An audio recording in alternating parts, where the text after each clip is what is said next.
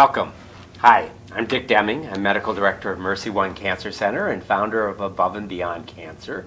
Welcome to our Cancer Education Series, which is supported by a grant from the Iowa Cancer Consortium. And you guys are in for a treat tonight, and so am I, because one of my colleagues is here. This is Kylie Cooper. Hi, Kylie. Hello. So Kylie is from Boone, Iowa, and she went to Iowa State, where she majored in kinesiology and community health, and then got her master's in public health at Des Moines University. She's been involved in cancer care for many years with many different organizations, but of note, she was the director of the Integrative Medicine program at the Swedish Cancer Institute in Seattle. And I am so happy to let you guys know that she is now directing the Integrative Medicine program within our cancer center. So welcome. Thank you. Excited to be here. So first of all, what was it like coming back to Iowa after living up in the Seattle area for cold. a few years? It's so cold here. I forgot how you cold. You forgot how cold it was in Boone, Iowa. I did, yes. But it's been great. We have a little one, and realized being out in Seattle, 2,000 miles away from our family, just wasn't working for us anymore. So decided to make the trip back, and here we are. Yeah, well, we are so delighted. So Kylie and I had worked together a bit before she went to Seattle. Mm-hmm. She had been working for Komen of Iowa, the breast cancer advocacy and support organization, and over the years has also worked for the American Cancer Society. And as we were creating our integrative medicine program at the MercyOne Cancer Center, Kylie moved back, and with the experience she had in Seattle, I said, yeah, let's get together. So Kylie, tell us, what does the term integrative medicine mean? You know, integrative medicine, I think, means different things to different people depending on what type of program. But I think what we're doing here at Mercy is really, it's supportive healing. It's holistic care for the entire patient, their family, their communities, their own support systems. Yeah, I like the way you define that. You know, there's this quotation that I often use from Sir William Osler, a physician, who said, a good physician treats the disease, a great physician treats the person with the disease. And I think of integrative medicine as part of this healing. We often say not everyone can be cured, but everyone can be healed.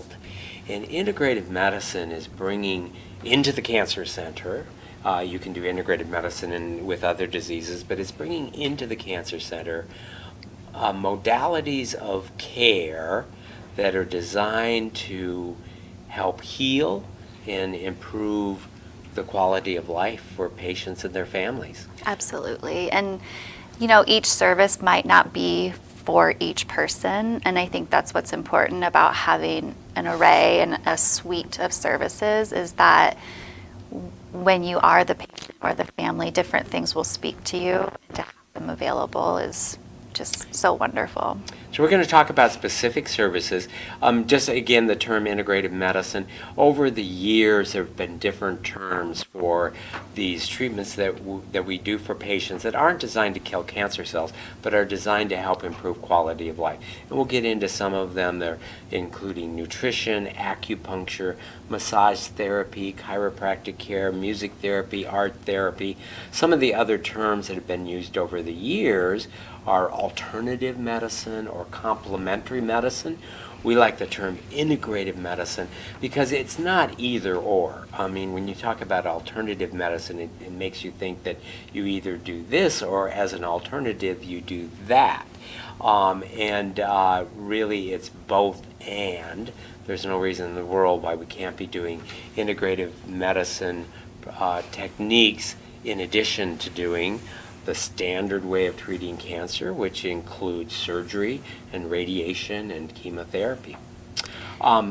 Maybe for the sake of giving us a little bit of your background, tell us a bit about the integrative medicine program that you had at the Swedish Cancer Institute, yeah. And then we're going to segue into what we are creating together here at MercyOne Cancer Center. Great. Yeah, when I went out to Seattle, I was blown away by the progressiveness that they were approaching integrative medicine with. And I think what's so great about the way that they integrated integrative medicine into the cancer center was that everyone worked as one team. It wasn't siloed. It wasn't a patient seeing a massage therapist in the community who didn't have communication with their docs. Everyone was part of the care team, and everyone was having conversation about that patient. So I look forward to bringing that here.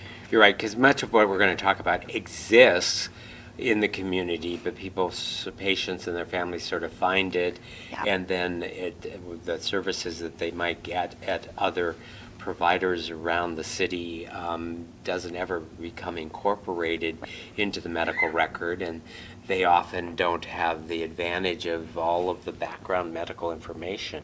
So to be able to not just provide integrated medicine, but to bring it into the cancer center. So what we have created architecturally is a center that has in the cancer center itself rooms where we will be doing acupuncture, massage therapy, chiropractic treatment, osteopathic manipulation.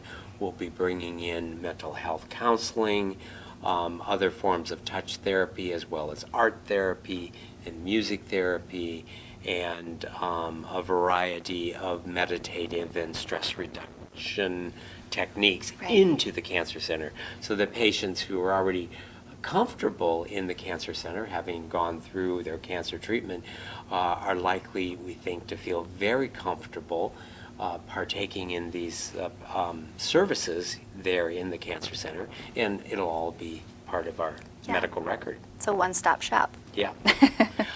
So maybe talk about some of the individual practices that you that we're going to be providing, and your experience with those practices in Seattle, and how they have been of benefit to patients and their families as they go through their cancer journey. Sure. I think the first service that we're really going to focus on getting integrated into the cancer center here is massage. Massage therapy, as you know, is extremely beneficial for patients with lymphedema, pain, but also there's patients who just need to be touched, especially during COVID. Some patients just truly need touch therapy and to feel touch and embrace from someone else. So massage, is not only, good for the pain and the body, but it's good for the soul too.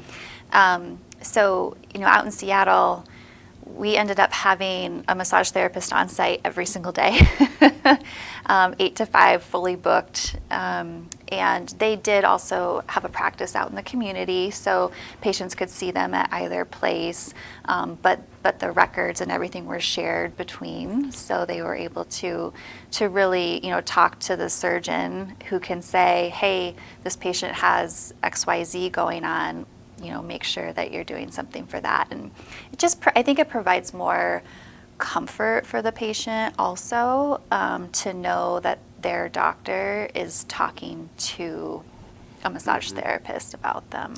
And there's many studies, so it's an evidence-based practice showing that it improves quality of life, relieves pain, and relieves stress. And there are lots of massage therapists in Des Moines, Iowa, and many very, very, very good ones. The benefit of getting, as a cancer patient, massage therapy at the MercyOne Cancer Center is that we will be having massage therapists who also have a medical background, so have special training in oncology and in medicine, and the patients will know that we as docs are involved in helping design the massage therapy, so that patients who are having medical problems such as pain or lymphedema or even blood clots. Those are conditions that sometimes in the community the massage therapist may be, well, this is really not something I should be working on, but in a medical setting, with the supervision and collaboration with doctors, you're much likely to get a more focused massage therapy to address the medical concerns. The other huge advantage is that the massage therapy that will happen within the walls of the cancer center is all covered by philanthropy, so patients will not have to pay out of pocket. Right now, massage therapy is not covered by most insurance plans, so if you were to get massage therapy in the community, you'll be paying out of pocket. The way it will work here is that we'll be paying massage therapists, and there will be no out-of-pocket expense to our patients. Which is so wonderful and goes such a long way for access to care and ensuring that anyone can access a massage. And, you know, this isn't your run-of-the-mill hot stone massage, right? This might be 15 minutes because that's all you can handle. This might be, you know, the only time that a patient is comfortable lying down because they're propped up with pillows and don't have pain for the first time. So, you know, this truly is very different from your, you know, massage with hot stones and relaxation, but it is still relaxing. And we also plan on providing some short massages to our staff at the cancer center. So not only the doctors and nurses and ancillary support within the outpatient, but also the inpatient. So we think that we all have to take care of ourselves, and having the ability to get a little 10-15 minute chair massage as a provider, I think will also help spread the word of integrative medicine techniques, and also bring some of our caregivers around the hospital into our outpatient facility where this will be practiced. Yeah. What are some of the other integrative techniques that we'll be bringing into the So the center? next one that we're really excited about is mindfulness meditation, or mindfulness-based stress reduction.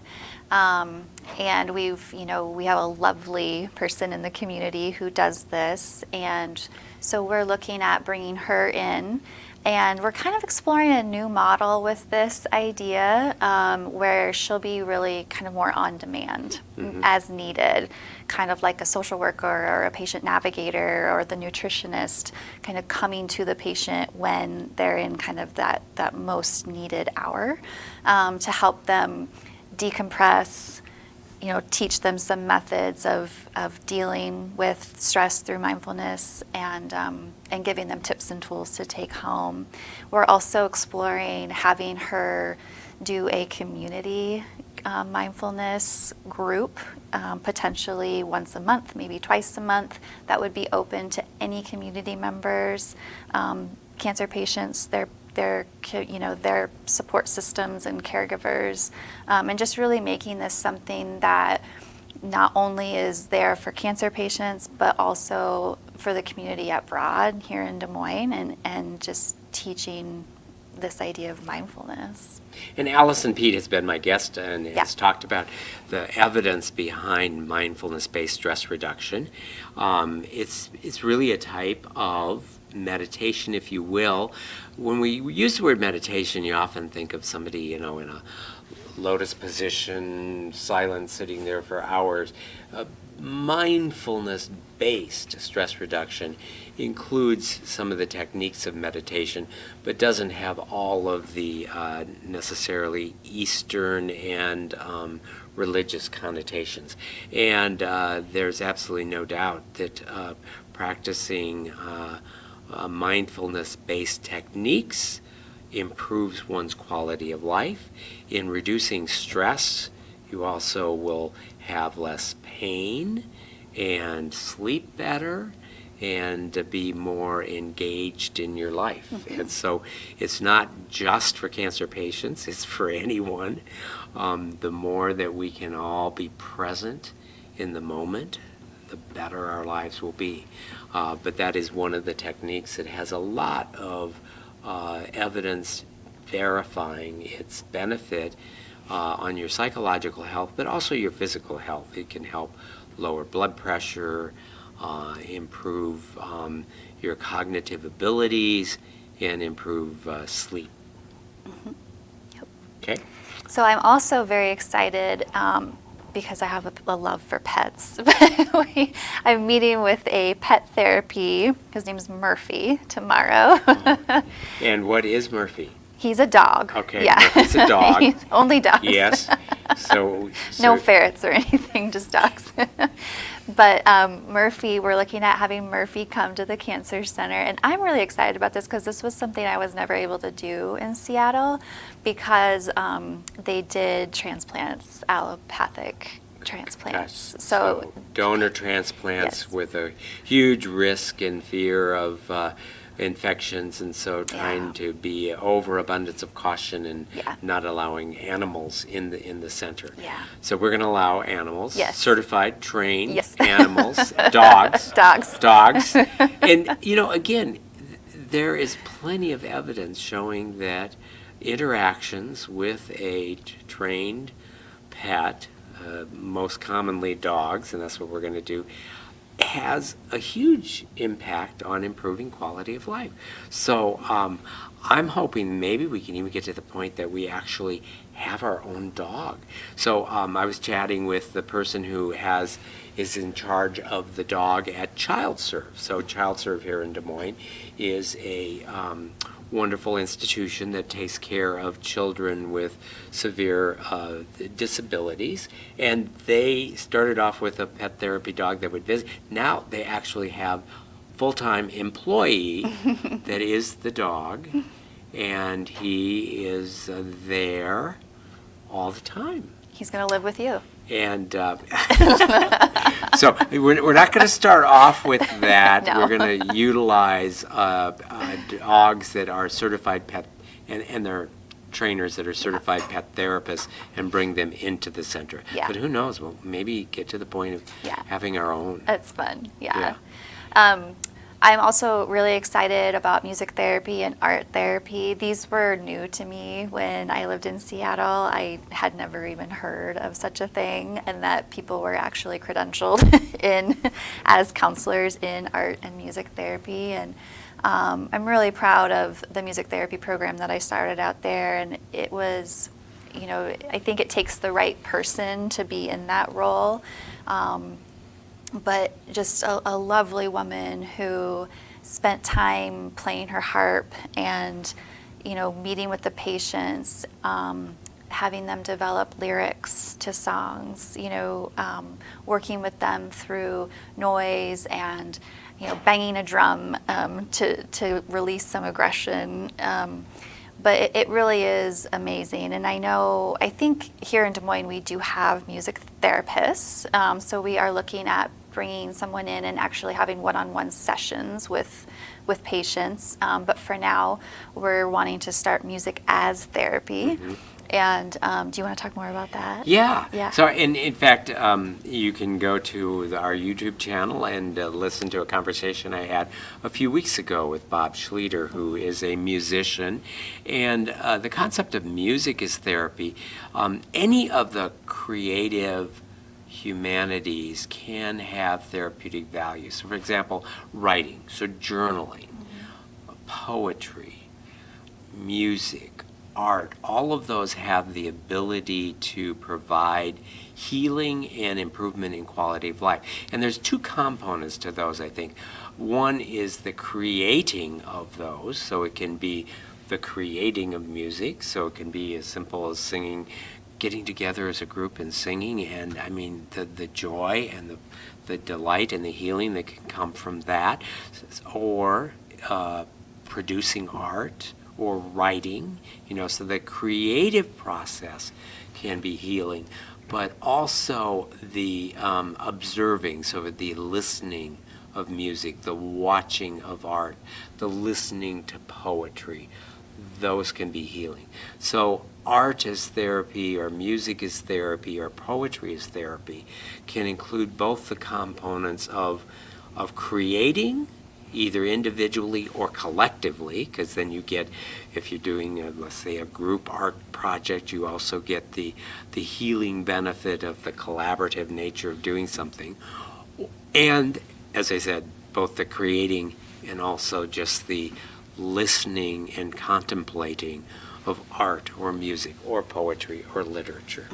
Yeah, it connects to the soul, I think. And, you know, I had a patient out there who, right after I started, we were just starting the music therapy program, and he was undergoing radiation for head and neck cancer.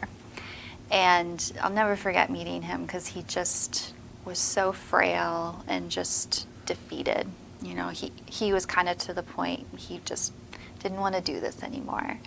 And I got talking to him and found out that he used to produce music and ended up connecting him to the music therapist. They developed a song together that he would play every time he went into radiation to help him calm down. As you know, radiation for that is very traumatizing, can be very traumatizing. And I saw him 6 months later and didn't even recognize him. You know, he walked into my office and I was like, "Can I help you?" And he told me his name. I said, "Oh," I mean, just a completely different person. And he said, "She saved my life." She saved my life. Yeah.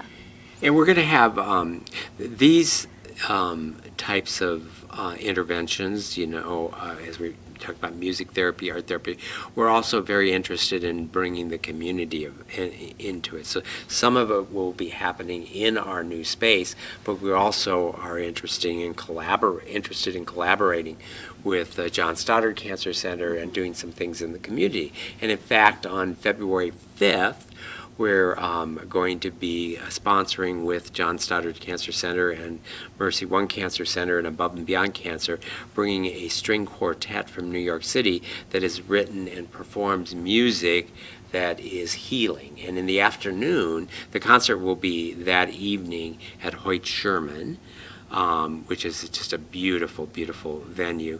But in the afternoon at Hoyt Sherman, we'll have a several-hour seminar on music therapy and music as therapy. So look to our website or the Above and Beyond Cancer website to get more details. The afternoon event is totally free and open to the public. The evening event is a concert, and that there are tickets for that, but the cancer centers are also going to be providing some tickets for cancer survivors that want to attend the actual concert. So another example of collaboration. Most of the integrative medicine techniques are in the community.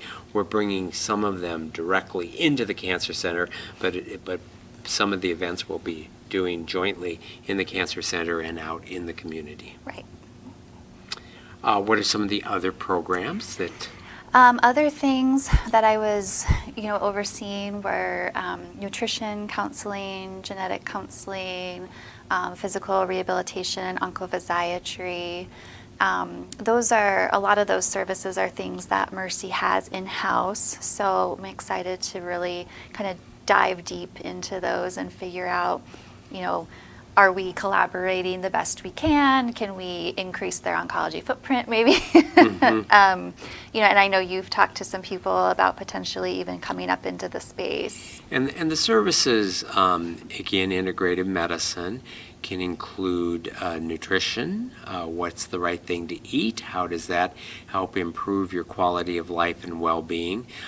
For some patients that are going through the cancer journey or are through their treatment, they may have lingering physical side effects or of the treatment. So the classic example is a woman who's had lymph nodes removed from under her arm for breast cancer may have lingering lymphedema, and there are physical techniques that occupational therapists, physical therapists, massage therapists can do to help relieve those. So those would all fall into integrative medicine.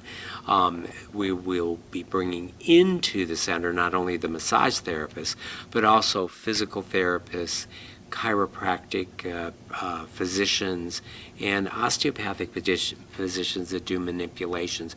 Those are specifically designed for physical side effects that patients may be experiencing that will, and it can be, as I said, pain, it can be scar tissue from surgery or from radiation, it can be lymphedema, it can be range of motion limitation from surgery. So all of those physical touch therapies will be bringing those practitioners into the beautiful space we have within the Cancer Center. Yeah, and I think also just, reconfirming some work around prehabilitation. And, if we do have a patient who just went through breast surgery and now has limited range of motion, that's going to limit, or that's going to move out their treatment if they can't get their arm in the right position. So focusing on that prehabilitation to make sure that they've got their range of motion and they don't need to delay care further. And we actually are participating with the National Cancer Institute in a clinical trial looking at prehabilitation for patients that have limited physical activity and pulmonary function and need a big surgery. So rather than, well, your risks are just greater, we're going to do the surgery and the recovery is going to be difficult, you actually focus on doing prehabilitation, so physical conditioning before the surgery to reduce the risks of the surgery. So we're already doing that through a grant and a clinical trial with the National Cancer Institute, but to actually have those practitioners in the clinic will make it even more convenient and more patient-centered for the patients. Right, yeah. I think just being able to see your providers in one space as a patient just further decreases anxiety, knowing that they're all talking to each other. And another integrative medicine technique is mental health counseling. So we will be bringing that into the Cancer Center so that you don't have to go elsewhere for that. When you look at the issues that cancer patients have, some of the issues are the cancer itself, but surprisingly, many patients don't have a lot of symptoms from their cancer and actually have more symptoms related to the cancer treatment than to the cancer. And you add in not only the physical symptoms, but then the stress and anxiety of facing a potentially lethal disease, while at the same time you're trying to get on with life and do all of the other things that are important. There is a time where medications can be helpful, but even more helpful in my mind is learning how to philosophically approach the difficulties that you're facing, and with counseling and cognitive behavior techniques, learn how to, in a healthy way, deal with the stress and anxiety that comes with going through a difficult procedure. Absolutely. And so many times we get so focused on the killing of the cancer cells that we lose sight of the fact that this is a human being with emotional, psychological, philosophical, and spiritual issues, and that if we only focus on the killing of cancer cells, we're missing the opportunity to heal and to provide a lot of support for patients. Yeah, I don't remember who said it, but we need to focus on the healthy cells. There's a lot more healthy cells to focus on than the bad ones. Yeah. You know, we have a large live studio audience tonight, so let's open it up to some questions. Yes. One, it's interesting. I've got to meet other patients because I'm going through radiation treatment, and we all were talking about the types of, all the types of chemotherapy medicine that we're given, and we all like, did you get nosebleeds? Yeah, I did too. I mean, it was stuff that we didn't share with our caregivers because they wouldn't understand. We understood. So are you giving opportunities to do like group sessions? Yes, yes. With a virtual or support at the groups. center? Yes. And support groups, not just support groups for patients, but also support groups for caregivers. And by caregivers, I mean your caregivers, your family, friends that are part of the journey with you. Yes. It's extremely important. Yep. And our new facility, again, form helps with function. We've got beautiful spaces to accommodate that.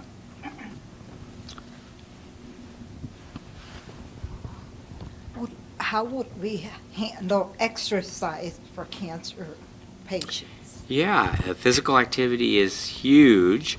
So we're not going to build a gym as lovely as this facility that we're in. That would be not a good use of resources. So as you know, our cancer survivorship program, in collaboration with Above and Beyond Cancer, has over 18 activities that happen, everything from spin class, which I'll be doing tonight, to pole walking, to outdoor hiking, to cross training, to yoga, Pilates, Tai Chi. So those activities will happen. What we do envision happening is in our facility, we've got a large room that we'll use for demonstrations. So for folks in the cancer center, we'll do some of those activities, but we'll still be doing a lot of that physical conditioning out in the community at the YMCA, at the Mercy Health and Fitness Center, at Greenwood Park, and at Jester Park, and at various places. So the opportunity will be to bring some of that activity into the Cancer Center, mostly as a demonstration to get people comfortable and excited about the programs that we're already doing in the community. I'm speaking Tai Chi. Sorry. I just started the Tai Chi, the virtual, and it's awesome. I mean, it's for beginners, so she's going through it really slow, so that you can catch on, and then we're going to pick it up a little bit, but it's really great because then you're in that comfort zone. Unfortunately, I have cats that want to join me in the virtual, and they're doing the Tai Chi with the cat holding my hand. I'm going, got to do what I got to do, you know, because I used to teach virtual as a teacher. Oh. So they're thinking the kids are going to show up any time, so they keep photobombing, you know, and the instructor's like, got another cat here, you know. But it's fun because That's it's fun. like you build a community, even though it's virtual. Yeah, that's good to hear. You're complimenting and laughing. And Yeah. I was learning. so impressed and blown away when I saw everything that Above and Beyond is doing. You know, a lot of that work was the work that I was doing in Seattle, was coordinating all those sorts of activities in the community for all 5 of the Cancer Center sites. Because most people, well, they do not want to drive back to Seattle in the evening. That's just not going to happen. So taking it out to the community was extremely important. But one of the things that we did that was a lot of fun was Hula. Hula. Hula, yeah. Okay. And it just, I mean, people, it was like a laughter, like, you know, laughter therapy. And we even talked about laughter therapy, laughter as therapy. But And you mentioned Tai Chi. So Tai Chi, again, evidence-based. It's very good at improving balance and preventing falls. So you'll see many fitness centers, including the YMCA and the Mercy Health and Fitness, have Tai Chi and really promote it for seniors. As we get older, our balance gets worse. Everybody gets a little bit of degree of peripheral neuropathy, and the Tai Chi is one of those interventions that has been proven to help improve balance and reduce falls. Comments or questions? Services that you would like to see? yeah. Yes. I have a question about the music programs and stuff. It seems like it can be so. You can have several facets of the music. You can have it as you listen to it, or perhaps you can be have an instrument that you can play singly or solo, or even playing as a group. And I'm just wondering, when you take that all into effect, what is the best type of music that you would want to have? Do you want something that's mellow, or do you want something kind of upbeat and get you going? Or What speaks to you? so Right? that's the answer. Yeah, Yeah. but there is so the National Cancer Institute actually has studied this, and there are different types of music that can serve different purposes. So for example, I think about, if I want to use a little bit of music to prepare me for sleep, that is a very different music than if I want something to pump me up and pedal faster in spin class. It really is different. Music can serve different purposes, bringing sort of a happy, optimistic look at things versus let's reduce the stress versus, I need to just contemplate some deep thoughts right now, and what type of music might help facilitate contemplation. So those are different. But as you also mentioned, there's the playing of music. So there's also evidence-based programs of collective drumming. And some of this is based on work, studies looking at, for example, marching together in military, that synchronized physical activity to a beat does something that changes even our chemistry. There are many different ways of incorporating rhythm, music, and doing things in sync with other people that have been proven to provide benefit in terms of stress reduction and sense of well-being. I saw an article about where they brought music into correctional system, and to be able to have a band or an orchestra, to be able to get together.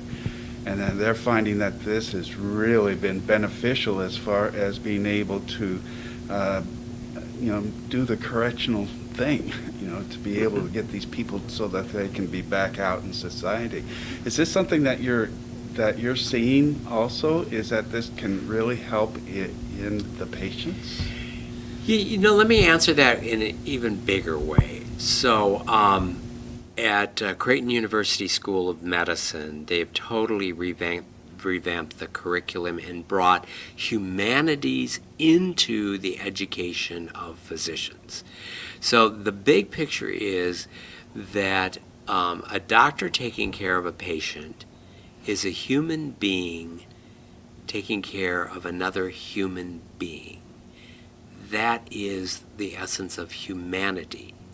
And so bringing in those things that we call humanities, art, literature, poetry, music, philosophy, religion, those have a healing benefit. And we're learning more and more with doing, for example, MRI scans of the brain of people who meditate, and learn that, so for example, if you wanted to have a bigger bicep, I could give you a 8-week program that includes biceps curls. If we measured your biceps before you started that 8-week program and after, no one would be surprised that you would have an objective increase in the size of your biceps. We all understand that it happened. If you want to change the way your brain looks, you can do a brain MRI before you begin an 8-week course of meditation, and do an MRI, and you can see objective changes in the size of certain parts of your brain. This is called neuroplasticity. Nobody's surprised about myoplasticity, about making your muscles bigger. That doesn't surprise anybody. We know we can do that. You can actually change the physical dimensions of your brain by doing certain activities.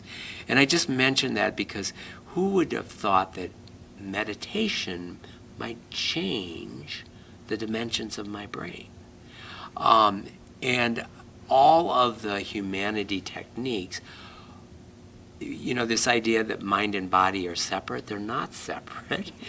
Some of it is anatomy, some of it is physiology, some of it is chemistry. But how does something that happens outside my body change my body? If you you take the garbage out at night and a dog jumps out of the bushes and barks at you but doesn't touch you, you can feel the physiology that happens. I mean, your heart beats, your mouth gets dry. That is tons of many physiologic things that are happening, and nothing touched you. Nothing from out there came inside you, but you could see what happens. The same thing happens when you listen to music, when you are enjoying a conversation. Nothing is coming inside you from out there, but what happens out there through the brain-body connection has various chemicals released that make physiologic changes that provide these sensations. The negative ones tend to be like in your face, and you recognize it within a minute or a second what's happening. The ones that are more beneficial take a little bit longer for you to realize this physiology that's taking place in your body. So how the humanities affects us, we're learning the how, but there is no doubt that it does, and evidence has been derived from many studies showing the benefit this has. I'm reluctant to go so far as to say that these techniques are going to kill cancer cells and affect the overall cure rate. Some of them may have the power to do that, but there's no doubt that they provide healing and well-being and improvement in quality of life, and not just for the patient. The other thing that I meant to say at the beginning is that these techniques are for anyone, regardless of where they are in the journey, just been diagnosed, in the middle of going through treatment, done with treatment and having been cured, or on a journey with incurable cancer. And they're not just for the cancer patient, they're for the family as well. So the truly holistic approach is not only to take care of the entire person that's the patient, but the entire family. And so we feel really strongly that many of these integrative techniques will be open to the caregivers as well. And the plan is to provide these services that aren't reimbursed by insurance through philanthropy. Our Right now through the treatment that I'm going through, one thing I noted in the other patients is we love the music being played, because the sound of those beams clicking, and for some reason for the last couple of days they haven't been playing music, and I've been noting that. So I don't know if somebody complained, because it's like the 70s and 80s music, which is I love that genre. And I kept hinting. I said I really do miss the music. And I find myself getting really tense because there's no music, because it escapes you from what's going around on you, even though they've got this laser and all that, and they're saying you're tensing up, and I'm hinting yes, because there's no music. Yeah, I'm so glad you brought that up, because there's also, as you pointed out, not everyone likes country, not everybody likes rock and roll, everybody likes everything. So how can the technology certainly exists where, you press a button, it's you, and you've already selected your playlist. Yeah. And we need to be aware of that. And your playlist on one day may be different than on another day. I mean, sometimes you want Tina Turner, and some days you're just hankering for a little bit of Johnny Cash, or a string quartet. Right. Comments or questions? Yes. I have another question. Kylie, with your nutrition person, will it be classes or will you have individuals sessions with patients who Yeah. would like that? So there are 2 nutritionists that work with the Cancer Center currently, and they see patients kind of on an as-needed basis.